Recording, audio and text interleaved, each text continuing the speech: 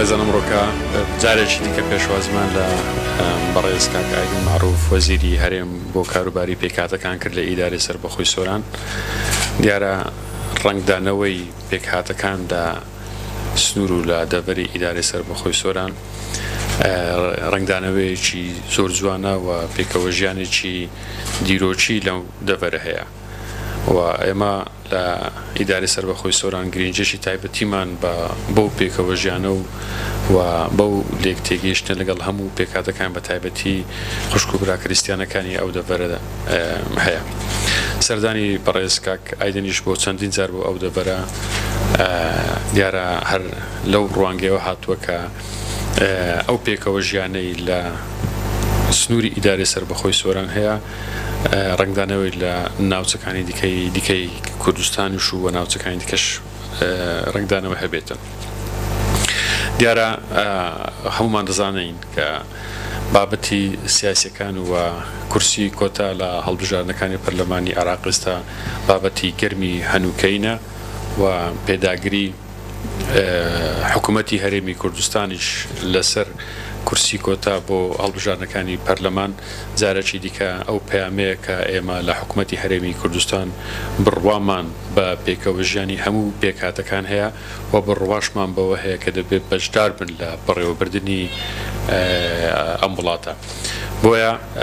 هیوادارین کە چێشە سیاسیەکان باوەی کە بە بەشداری پێکردنی پێکهاتەکان لە بەڕێوەبردننی وڵات بەردەوام بێتن و ئەو هەوڵ و هەنگاوانەی سیاسیش کە بۆ چارەسەرکردنی ئەو کێشەیە بە هیواین کە بە دەرەنجام بگەن بۆ ئەوەی بتوانین چۆن لە ساڵانی پێشتر هەموو ئەو پێکاتانە لە پەرلەمان و لە حکوومەت بەشدار بوونە و بەردەوام بن. من جارش کە بەناوی ئیدارەی سەربەخۆی سۆران بە خێراتنی بەڕێز کاک ئایدن و تیمی یاوەری دەکەین بۆ ئیدارەی سەربەخۆی سۆران و لێرەشەوە بەڵێنمان بە جەنابیان و بە پێشتریش ئەو بەڵێنەماندا بوو کە ئێمە لەگەڵ هەموو ئەو پێکاتانی لە سنووری ئیدارەی سەربەخۆی سۆران وجودیان هەیە. ئێمە لێک تێگەیشتنێکی زۆر باشمان هەیە و بەردەوامش دەبین و بە پەرەشی پێدەرین و ئینشاءڵڵا هیچ کێشە و گرفتێک نابێتن لەو سنوورە. جارشکە بە خێراتنی کاک ئایدین دەکەن حەز دەکەن ئەگەر جەنابیان پەیامێکی هەیە بە تایبەتی لەسەر دوایین هەڵوێستی بابەتی سیاسیەکانی کورسی کۆتا لە پەرلەمانی کوردستان. سپاس دەکەن کە زۆر سپاس. بسم الله الرحمن الرحیم. پێشێکی زۆر سوپاسان دەکەین. ئێمە ئەوڕۆ پێ خۆشحاڵ بووین کە سەردانی منطقەی سۆران دەکەین کە هەروە پێ خۆشحاڵ بووین کە پێشوازێکی گەرم کە لەلایەن بەڕێز کاک هەڵگورد شێخ نەجیب کە سەرپرسیاری ئیدارەی سەربەخۆی سۆران. ئێمە کە مەبەستمان لەم سەردانە ئەوەیە کە لە نزیکەوە ئاگادار بوون لە ڕەوشی پێکاتەکان بە تایبەتی پێکاتەیەکی گرنگی ئەم ناوچەیە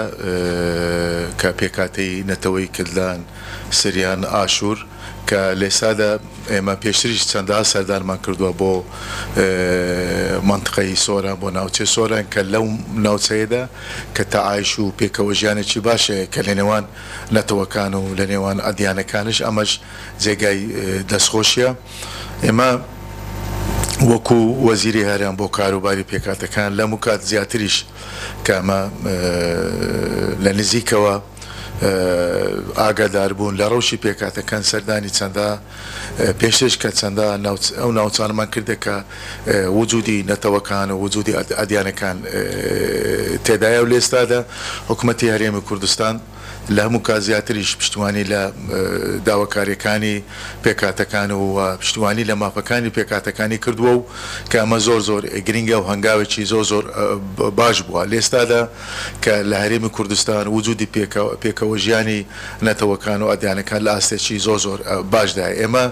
کە ئەم سەردانش بۆ ناوچەی سۆران بۆ منطقەی سۆران کە بۆیە کە لە نزیکەوە ئاگادار بوون لە ڕەوشی براکرستیانەکان ڕەوشی براکلدا سریان ئاشووری بە تایبەتی لە ڕووی ئیدارەوە لە ڕووی پەروەردەوە لە ڕووی خوێندنەوە کە ئەمانە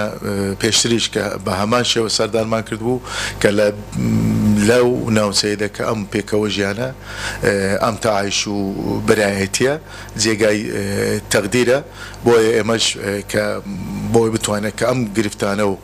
یان ئەو گرفت و کە هەیان بێت و کە بە تایبەتی براکرستیانەکان بۆی بتوانین چارەسەریان بکەین و لێرەدا ئێمە لێرەداوەش تاکید دەکەمەوە بەداخەوە کە لە ڕابردوودا لە 21 شوبات محکمە فێدرال کە بە بڕیارێک کە بەیلغاکردنی سیستەمی کۆتا بوو ئەمەش کاردانەوەی زۆری کەوتە لەلایەن نوێنەرانی پێکاتەکان و لەلایەن سیاسەکاندا لێرەدا کە سیستەمی کۆتا بە قانون تەنزیم کراوە بە یاسا تەنزیم کراوە ئێمە کە گرنگە کە پێکاتەکان بەشدار من لە پرۆسەی هەڵبژاردندا بەڵام بەداخەوە کە بڕیارەکانی محکمەی فێدرالی کە بە ئیلغاکردنی سیستەمی کۆتا ئەمە پێش هەموو شتێک دژی دەستوری عێراق بوو کە ئەم بڕیارە نایەسایی بوو دەستوری نەبوو دژی نەتەوەکان و دژی پێکەوە ژیانی نەتەوەکان بوو بۆیە لە ئێستادا محاولات هەیە محاولات هەوڵدان هەیە بە تایبەتی کە لەلایەن بەڕێز جەنابی کاک نەچیرمان بارزانی سەرۆکی هەرێمی کوردستان کە لە ئێستادا بە سەردانێکی ڕسمی لە بەغدایە و لەگەڵ لایەنی پەیوەنددار لە عێراقدا و کە لە هەوڵدانە و محاولات هەیە و کە دووبارە سیستەمی کۆتا بگەڕێنەوە کە بۆی بتوانن نوێنەرانی پێکاتەش بەشدار من لە پرۆسەی هەڵبژاردن کە ڕۆڵی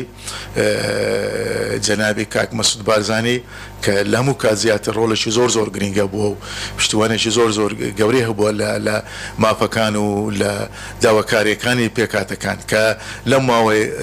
لەم ماوەی ڕابردوودا کە بەڕێزیان چەندەها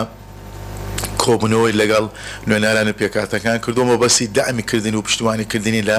مافەکانی پێکاتەکان لە ئێستادەکە لە هەفتەی ڕابردوو دەکە بەڕێزیان تاکیدی لەسەروەی کردەوە کە هەڵبژاردن بەبێ کۆتاکان بەبێ پێکاتەکان ناکرێتون ئەمە موقفێکی زۆر گرینگە کە ئەمە دامێکی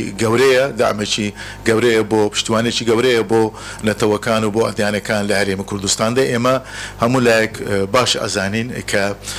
کە هەڵبژاردن لە